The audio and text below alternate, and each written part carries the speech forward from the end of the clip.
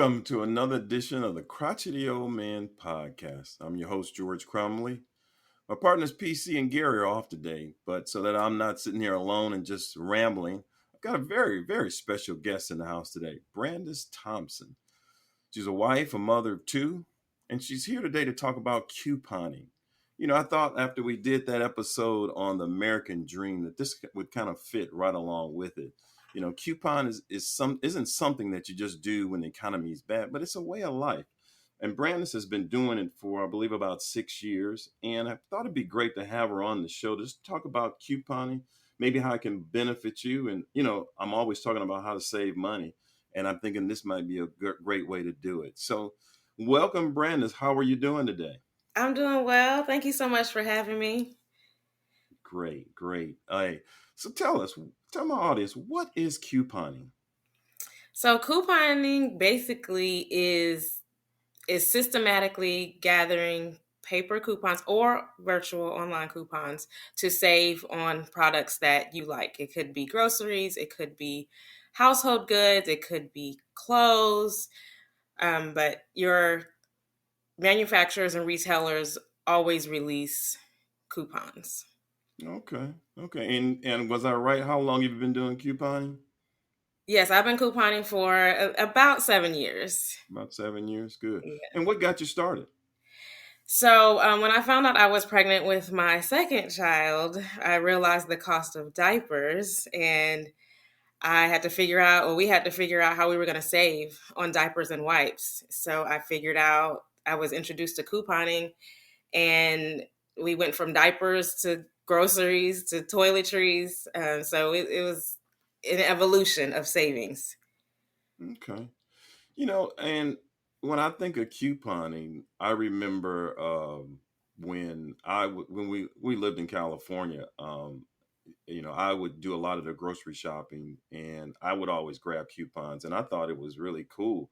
You go to the store and you get, the bill is 20. No, let's say the bill is $80, and then after the coupons, it's 75, and even saving that $5. Back in the 80s, early 90s, it was pretty cool. So I'm thinking that this is probably the kind of coupon I did on steroids. I mean, so tell me, what's the downside? What's the negative? Because sometimes in the world today, people look at things as like, I'm not going to do that. So what's how do people look at couponing?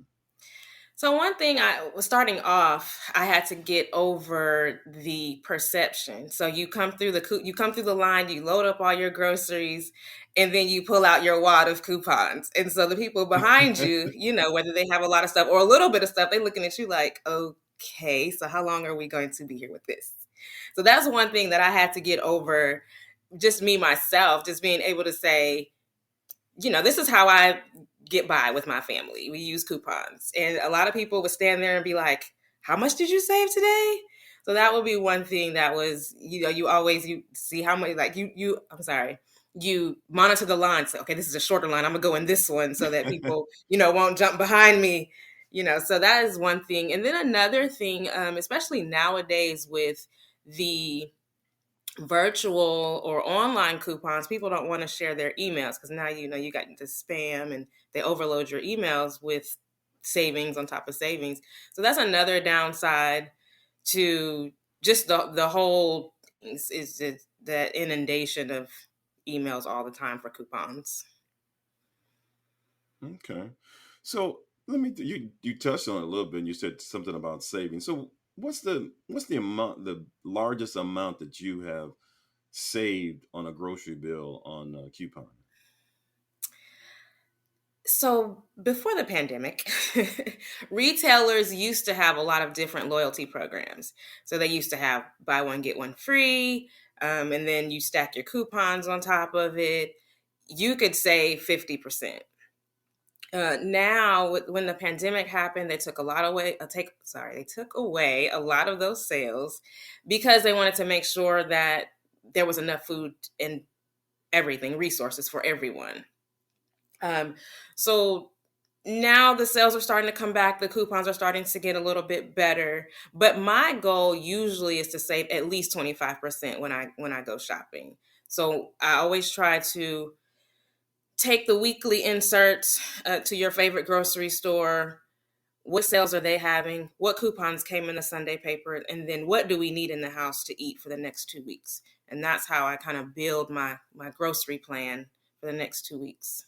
Okay, okay. So let me ask you. So is couponing? Is it like a cult? Is it a group of people that do it? Is it we're trading coupons. We got a. I know I saw a movie one time. A lady pulled out. She had like a book of coupons. I mean, what? Tell me about coupon. Is it something a lot of people are doing? I don't know the statistics of it, but it's a community. We'll call it a community. We're not going to, put those negative connotations on it. We're going to call it a community. And I do follow a lot of couponers online. That's how you find out if your favorite cereal might be going on sale next week, or some meat products might be, buy one get one free. So the online community is good to be a part of, because couponing is very time consuming. So to kind of alleviate, or to make it easier to determine what you're going to buy this week, looking at what everybody else has posted online helps. When you're going to the store, like, oh yeah, that was buy one get one free this week, let me go ahead and grab one of those. So it is a community. They will post new coupons that are coming out in the Sunday paper, because if you don't have a subscription to the newspaper, which is how most people get their coupons, you're going to miss some coupons. So seeing those advanced posts online, you'll be like, oh, let me go buy the paper this week, because there'll be a coupon for, your favorite cereal or favorite juice. So it is a community, though. Oh, okay, okay. So walk me through this. It's a couple days. Is it a couple days before you get ready to go grocery shopping? What's your process? How do you go about this to get prepared for your trip to the grocery store to whip out all these coupons in front of everybody else and save all this money? Right. So two things. The first thing is coupons are released every week. So whether you get the Sunday paper or you utilize like coupons.com, they're released every week. So I usually go on every week, whether I'm going grocery shopping or not, and see what the products that we use in our house might be on there. And we all know coupons have expiration dates, so we definitely want to be cognizant of that. But most of the coupons have a 2 to 3 week expiration date. So being able to, okay, I'm not going shopping this week, but potentially the item might go on sale next week, so I'm going to hold on to this coupon to make sure I get the maximum amount of savings as possible. So building up my stack of coupons leading up to the week that I'm going to the store. Again, I look at the Sunday papers, the inserts from our favorite grocery stores, and another thing I do, which doesn't really have anything to do with couponing, but more so my strategy of shopping, is I meal prep. So we determine, okay, what are we going to eat these next 2 weeks? And then I say, okay, well, these meats or starches or whatever is going on sale. So that way, when I go shopping, I can say, okay, well, we don't need this because we're not going to eat that this week, and move forward that way. So it's a 2-step process for me. Is what is going to be on sale, and then what are we going to eat? Oh, okay. Well, that makes sense. So let me I'm sorry.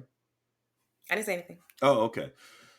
So do you ever get in a situation where you're buying something that you may not need? I mean, you talked about, preparing a list, doing meal prep, but do you ever get in a situation where you say, wow, that is such a great deal. I am not going to miss out on that. I mean, it's either like a 2 for 1 or it's a 75% off. Do you ever get in a situation like that? And if you do, what do you end up doing with that product?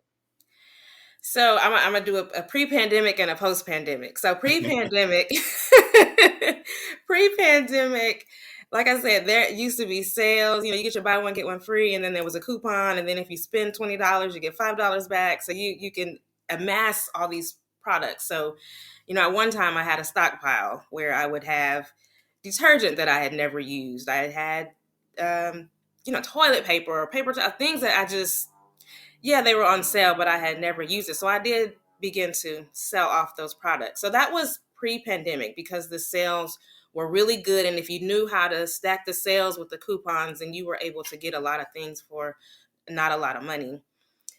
Post-pandemic, they don't have those sales anymore. So now I'm very strategic about how I use my coupons. So I won't say that I don't buy products that I wouldn't normally use, but sometimes it's like, oh, I want to try that. And it's on sale and I have a coupon. So, for $2 or $3 or, little to nothing, I can try a new product. So that's more so how I strategize things now. So I'll try it if it's on sale, but I'm not just going to buy it just because. Oh, okay. Okay. So you have to be, sounds like you have to be very disciplined. Very much so. Oh, okay. Okay. Because things go on sale all the time. I mean, Okay. every time you open up your email or social media, something is on sale. So you definitely have to be, you don't want to use all your money buying things just because it's on sale. That doesn't serve you any purpose. So Okay. buy what you're going to use. Right. So that's interesting. And we've kind of talked about grocery shopping, but are you using coupons in any other area? Yes, my favorite place to shop. And I don't want to say any names because I'm not being endorsed by anyone, but um, there is a drugstore that I particularly like to shop because I do get a 40% off coupon once a week to shop. It's off of one item. So I will take my 40% off and tag it with their, spend $20 and you get $5 back. I might get an ink cartridge for my printer for $3-4 if I'm just buying a single cartridge. So places like that, my drugstore is a great place to go because their toiletries are always on sale. Toothpaste, toilet paper, paper towels, deodorant. Those things are always on some kind of promotion. And when you learn how to coupon, you learn the coupon cycles. So this week, Procter and Gamble might be on sale. Next week might be Unilever. And these are all brands that we use. Procter and Gamble's like Dove and, those products. Your Unilever is the other ones. There's so many products. But what I'm saying is there's a rotation of the products when they go on sale. So that's also how you want to match up your coupons. When the mailers come out, the Procter and Gamble mailer comes out the last weekend of the month. The Procter and Gamble stuff goes on sale at your grocery store that next week. So save those coupons and hit up your drugstore that next week. So it is a process. Couponing to me has been a process of learning. You learn the retailers, you learn the coupon cycles, and then you learn about yourself. What is my threshold of how much I'm going to spend on certain things? Yeah, it's interesting. And in today's society, we've lived through a portion where the economy's been, really good. Um, Pay has been really good. So we've had a lot of, I guess, what you call discretionary income. But it sounds like even through this, you've found additional ways to save by doing couponing, not just at the grocery store, but then you just mentioned, through drugstores by buying a lot of things. And as you were talking, I'm thinking, okay, so a lot of these things that, I may buy at some of these big box stores. Mm-hmm. So is that a mixture? You buy some things at a big box store, or is it because of couponing? It's a better value to look at maybe these drugstores and some of the other smaller outlets as opposed to going to your big box stores. Because when you think of these stores, there's always obviously you got to buy it in bulk, but you think that because you're buying in bulk, you're saving a certain amount of money. What do you think about that? Yeah, so my shopping looks a little bit like all over the place. So I do use the big box store, but I usually use the big box store for the big box items. So your cases of water, cereal, oatmeal, things like that. Those items don't go on sale at your regular grocery store. So it does save you money to buy it at a big box store. And then the drugstore, I get probably 90% of my household goods. So the toiletries, I'm going to get it from the drugstore because it's going to be on sale and I'm going to maximize my savings at that drugstore. And then the grocery store is where I'm going to fill in those gaps. So the buy one, get one free deals on cereal and meat and other things you can get from the grocery store. So I'm around the city, every other week at a different store buying things for the house, but I definitely plan it out where I'm getting my items to make sure that we're saving the most that we can. That makes a lot of sense. I mean, like I said, as I think back on some of our previous shows, we were always talking about how to save. One of my things is, don't pay taxes, don't pay interest. And here you are introducing another way of saving money, because obviously if you can go to the grocery store and cut $100, well, these days it's probably a $200 grocery bill into, say, 180, $175, $25 makes a big difference, because you're going to end up spending probably at the gas station or somewhere like that. But it makes a big difference. It allows you to stretch your money going and taking it into a different direction. So let Absolutely. me ask you this. So I mean, you've given a lot of good information. So, for my audience, if I've never couponed before, how would you suggest that I get started? Nowadays, it's a lot easier to obtain coupons. My favorite way is to subscribe to the Sunday paper, pull out the inserts that come in there, go through the inserts and look at the items that you are interested in purchasing. So, what you want to do is in that process also figure out how you're going to remain organized, because even though you have a coupon today, you're not going to go use it today. I mean, you might, but generally you're not. So you want to be able to have a place to house those coupons until you're ready to use them. So I started off with a 3-ring binder, and I got some, the baseball card sleeves, like the plastic. So I started out like that. I had some dividers. So there was like bread products, cereal, fruit. It was like the dividers that divide the 3-ring binder up. And so every week when I went through the coupons, I would put them in my inserts and my baseball inserts, and I would take my binder to the store, and I would be in the binder in my list, and we would be at the store.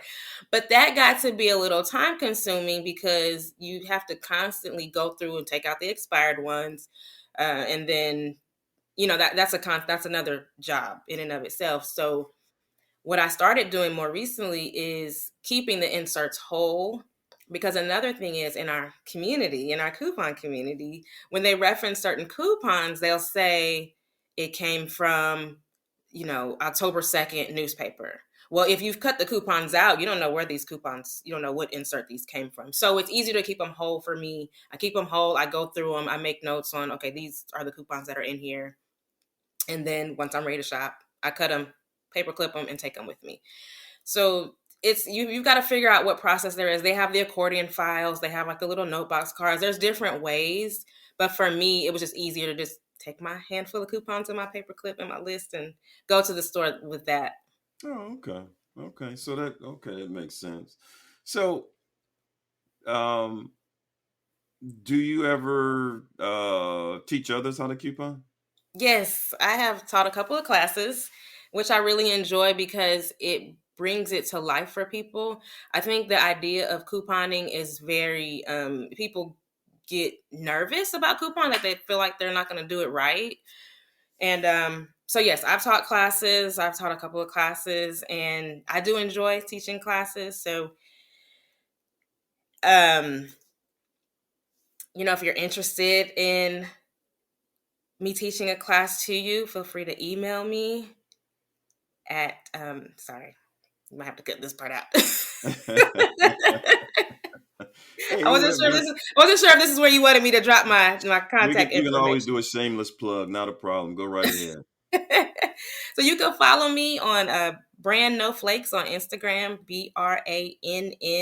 BRANNOFLAKES, or you can email me brandisc@yahoo.com, and we'll drop that somewhere else. So because my name is an interesting spelling, so. Okay. Well, that's good. That's good to know. Because it's very important, I can think, to get to my audience, like you say, when you try to get started, you may be a little hesitant and they may have questions. So, have you prepared any other information as far as that you can distribute to people that's available to help them with this process? Yes, I do have an ebook that is coming out. The plan is to release it by before Thanksgiving. It's got to go through a couple publishing edits, but the ebook is coming out. It will be available through a download on my website, and that will be coming out before Thanksgiving. Oh, cool. An ebook. So basically, that ebook, electronic book. So that means that they would be able to listen to you talking about how to go through the process. Is So that correct? it's not a listening book. It's a book. It's kind of like a how-to guide. So I Okay. go through how I started, and then I have some examples. I have some like coupon abbreviations that you might often see. So it just goes through that, like how do you move through couponing? Okay. Okay. Yeah. And then the classes you talked about, are those on like Zoom meetings, or how do you hold those? I can do them on Zoom or I can do them in person. My Okay. favorite thing about doing it in person is I get to bring the products and bring the coupons, and so you can match them up, face to face with them. We can still do them on Zoom though, but it's a lot more fun doing it in person. Okay. Okay. So let me ask you this, back your community. So do you ever get in a situation where you guys are trading coupons? There are places where you can purchase coupons, you could purchase inserts. That is not something that is, we don't promote that. I'll say it Okay. like that. Yeah. Yeah, because I mean, I don't think I'd want to purchase a coupon, because I mean that sounds like some other connotation. So I'm not sure. That sounds Yes, a but little that is dangerous. out there. That is Yeah, it definitely out sounds a there. little dangerous to me. So Yes. I'm not gonna. Yeah, we're not gonna promote that. But that's Yeah, interesting. Even in something as wholesome as couponing, there's kind of, it sounds like there's kind of a slimy side to that also. So you have to be of careful course. about Definitely. getting the right thing. Because I remember I watched the show. It was about it was one of these um, news programs, and they were talked about a lady that actually got into counterfeiting coupons. She was a graphic designer, and she was able to actually duplicate a lot of the coupons, and it went into a whole different thing. But yeah, I mean, it has nothing to do with this story, but I just thought it was interesting that people find, like I said, a downside to exploit as eating something even as wholesome as couponing that's gone back for years in time. But just it's interesting. That's Hmm. the world, I guess, as it is today. But wow, I've kind of really enjoyed this conversation. It's enlightened me on something. Like I said, because I did couponing. It probably wouldn't be called couponing when I was doing it, trying to raise the family. But like I said, yours is more like couponing on steroids, because you've gotten it down to such a process, and obviously, great savings for you and your family. And people need to understand that regardless of what financial status you're in, coupon is something that you can do and take advantage of, and it's available to everybody. So it's not a don't get the stigma that I have to have be on assistance or something like that to take advantage of coupon. Everybody does couponing, can do couponing. So and when you talked about that 40% savings, my eyebrows went up, like, okay, I need to find out what store that is, because if I can get 40% off on toothpaste. I don't know if you've seen the price of a $9 tube of toothpaste these days. Yeah. 40% makes a big difference. So yeah, I mean, what you're talking about really, really makes sense. So here again, audience, you've been listening to the Crotchety Old Man podcast, where we try to bring you, everything regarding finance. Here again, this is a segment that we're going to give you information. We're going to educate you. So in this particular segment, we educate you on couponing. So if you didn't know, you know now, as we always say. But here again, Brandis, is there anything you'd like to say in closing?